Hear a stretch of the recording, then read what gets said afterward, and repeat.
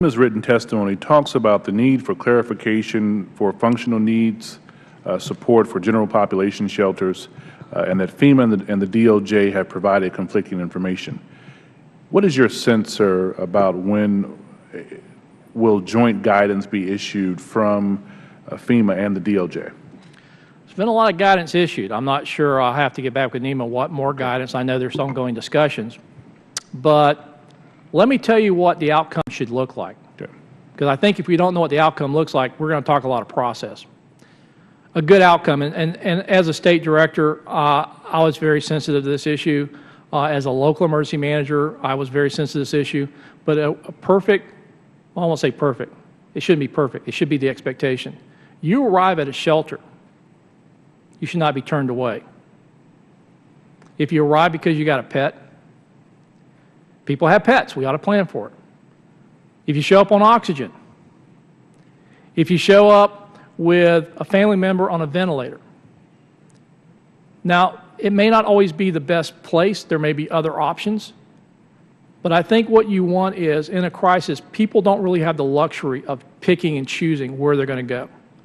So we'd like to get to where most people, the majority of the population, can choose their shelter based upon what is convenient for them, not what we've only been willing or able to provide. We're not there, and it's unfair to say that state and local government should be there immediately. We did not get there.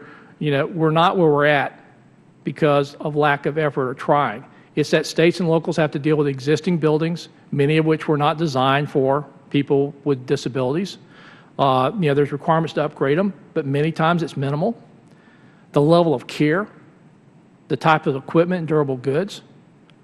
So this is a goal I think most of us agree to work towards. People should not be turned away from shelters because they are not easy to accommodate.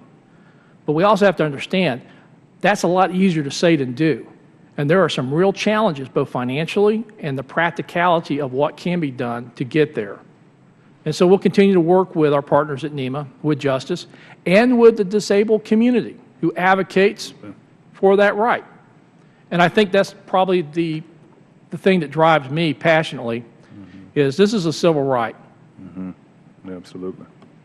So we have to do everything to ensure that we are maintaining that while understanding this is not easy. If it was, nobody would be saying we have questions. But there is a lot of questions asked. What is a reasonable accommodation? To what degree they should be prepared for that? To what level they should implement that care? And probably the hard question is always, where's the money going to come from? Oftentimes in local governments who have seen tremendous reductions in their staff and funding base, yet still expected to provide the service in a crisis, many of which will not be declared by the federal government, would not receive federal dollars. Lastly, sir, I've heard from some of my constituents about the long waits to attend FEMA's training center in Alabama, and as well as the I guess you could say insufficient funding for emergency response training programs in general. Could you provide from us, sir, because your last statement was so phenomenal and deeply insightful. We appreciate that. Could you provide the subcommittee, sir, with some description of each of FEMA's training programs and overview quickly of the budget of the last 5 years?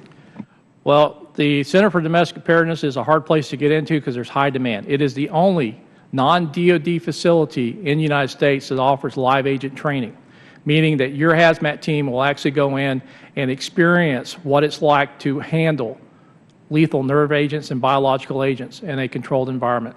It's priceless training for those teams. Our National Fire Academy at Emmitsburg is a capstone program for many fire executives, as well as training many specialized programs across the country where people come in both for training there but also training that's delivered at the state and programs that are developed jointly with the National Fire Academy. And then the Emergency Management Institute, co-located at Emmitsburg, providing training for state and local emergency managers, bringing together many of them outside of their normal work environment to share their experiences but also get the latest updates.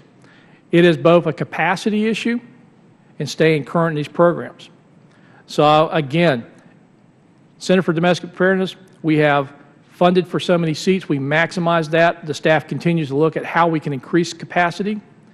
but it is a finite resource with high demand, and we try to accommodate those that have applied. But it is, again, a premier facility with capabilities not found elsewhere, with a very high demand for that resource. Thank you, sir. Thank you, Mr. Carson. The Chair recognizes Ms. Norton for